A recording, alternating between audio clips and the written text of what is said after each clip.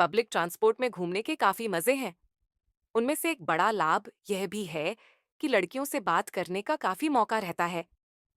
मैं तो अक्सर किसी भी गोरी, अफ्रीकन या लातिनो लड़कियों से जानबूझकर यह सवाल करता हूँ, पर वह 24-25 साल की लड़की वाकई भारतीय थी।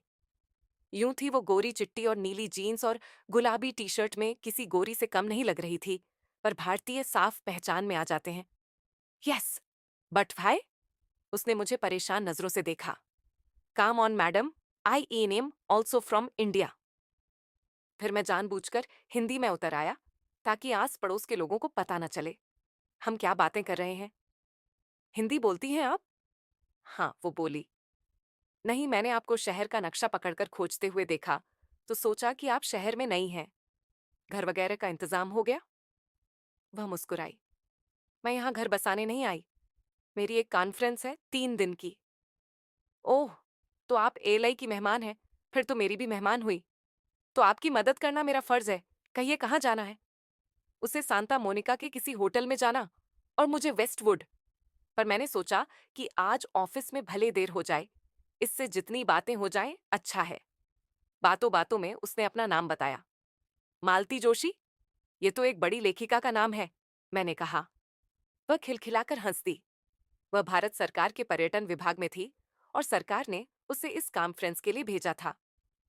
मैंने उसे टटोलने की कोशिश की। फिर तो चुन्नू मुन्नू आपको मिस कर रहे होंगे। कौन चुन्नू मुन्नू? उसने थोड़ा अनजान सा बनकर पूछा। आपके चुन्नू मुन्नू और उनके पापा, मैंने कहा। इस बार वह ऐसे हंसी कि उसके मोती जैसे दांत दिखने लगे। फिर उसने जवाब दिया, हाँ हाँ, चुन्नू मुन्नू तो नहीं, उनके चुन्नू मुन्नू जरूर दादी को मिस कर रहे होंगे। क्या? अरे, नाम भी नहीं बताया आपने। ओहो वो विशाल। तो क्या मैं ये मतलब निकालूं कि अभी तक आपके जीवन में कोई नहीं आया है? मेरे मन में लड्डू फूट रहे थे। वैसे तो उसका होटल एयरपोर्ट के पास था, पर किसी लातिनो टैक्सी वाले ने पता ठीक नहीं समझा और उसे वेनिस बीच के आसपास उतार दिया। शायद मेरी किस्मत ने। मैंने उससे फोन नंबर दिया और ले भी लिया। मैंने कहा कि कोई भी मुश्किल हो, मुझे फोन कर ले। शाम को 8 बजे के आसपास जब उसका कोई फोन नहीं आया, तो मैंने निश्चय किया कि मैं ही फोन कर लूं, भले वह कुछ भी समझे। तभी फोन की घंटी बजी। नंबर कुछ अटपटा सा था, पर यह उसकी ही आवाज थी। अरे आप, किस नंबर से फोन कर रही हैं? मैंने पूछा। कमरे से। कमरे में पहुंच गई आप? इस बार टैक्सी ने परेशान तो नहीं किया? मैंने पूछा। कहिए, एक प्यारी सी मेहमान की क्या खिदमत करे ये बंदा? मैंने पूछा। इतवार को मेरी छुट्टी है। यहाँ से डिज्नीलैंड कितनी दूर है? मैं जाना चाहती हूँ, कैसे जा सकती हूँ? टैक्सी से मैं जाना नहीं चाहती, काफी महंगा पड़ेगा ना। ये बंदा किस लिए है? मेरी खटारा है ना? मैंने कहा। नहीं, आपको तकलीफ होगी। तकलीफ कैसी? सप्ताह में एक बार उसे वैसे ही हवाखोरी के लिए ले जाता हूँ, मैंने कहा। उसकी खनकती हुई हंसी फोन में गूंजी। फिर उसने कहा, नहीं, मैं पब्लिक ट्रांसपोर्ट में ही जाऊंगी। यार, बड़ी खच्चर लड़की है, बात ही नहीं समझती। मैंने कहा, ठीक है फिर, तुम परेशान हो जाओगी, मैं तुम्हारे साथ चलूंगा। थोड़ी सी ना नुकर के बाद वह मान गई। इतवार को मैंने बैग पैक किया। पहले सोचा कार से चलते हैं, उससे मना लूंगा। फिर सोचा कहीं उसने मना कर दिया और पार्किंग नहीं मिली तो लेने के देने पड़ जाएंगे। वैसे भी बड़ी जिद्दी लड़की है। मैंने उससे कहा था कि पब्लिक ट्रांसपोर्ट से जाना है तो मुंह अंधेरे ही जाना पड़ेगा। वह होटल के बाहर खड़ी मेरा इंतजार कर रही थी।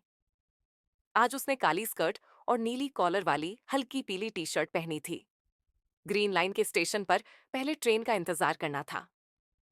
ट्रेन आने में थोड़ी देर थी। हम इधर उधर की बातें करते रहे। मैंने उसे भरपूर नजर से देखा। भला की खूबसूरत लड़की थी। कद होगा करीब 5 फुट 2 इंच, मुझसे 4 इंच कम।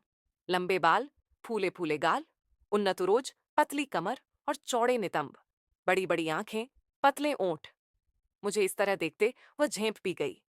अचानक मैंने देखा उसने एक बड़ा बैग उठा रखा है। क्या है इसमें? मैंने पूछा। माना कि लड़कियों का बैग नहीं देखते, पर ये क्या भर कर रखा है? खाने पीने का सामान, उसने कहा। पूरा दिन लग जाएगा। मैंने सोचा कि। मैंने सर पीट लिया। डिज्नीलैंड में मेरे ताऊ बैठे हैं ना, जो इसे अंदर ले जाने देंगे। फेंको इसे। क्या? फेंक दें? अन्न का अपमान? तुम तो मेरी अम्मा जैसे बात कर रही हो। फेंकना नहीं है तो खाओ। अभी? तो कब? ट्रेन में खाना मना है, फिर बस पकड़ेंगे, उसमें भी खाना मना है। चलो निकालो। वह घबरा गई। ये तुम्हारे लिए भी है। हे भगवान! प्लेटफॉर्म में हम बैठे परांठे खा रहे थे, जो उसने इंडियन शॉप से रात में ऑर्डर देकर मंगाया था। उसका छोटा सा पेट जल्दी भर गया और नखरे शुरू हो गए। मुझे इसी छीना झपट्टी का इंतजार था। मैंने उसका हाथ पकड़ा और एक और जबरदस्ती मुंह में ठूंस दिया। विशाल, मेरा हाथ तो छोड़ो। उई माँ! मैंने उसका हाथ छोड़ा नहीं, बल्कि मरोड़ के पीठ पर ले गया। अब हम दोनों के जिस्म में 6 इंच का फासला था, और अगर मैं हाथ और थोड़ा मरोड़ता तो उसके उन्नत उरोज शायद मेरे सीने में दस्तक दे देते। पर उसकी आंखों में आंसू आ गए। विशाल, सच्ची उलटी हो जाएगी।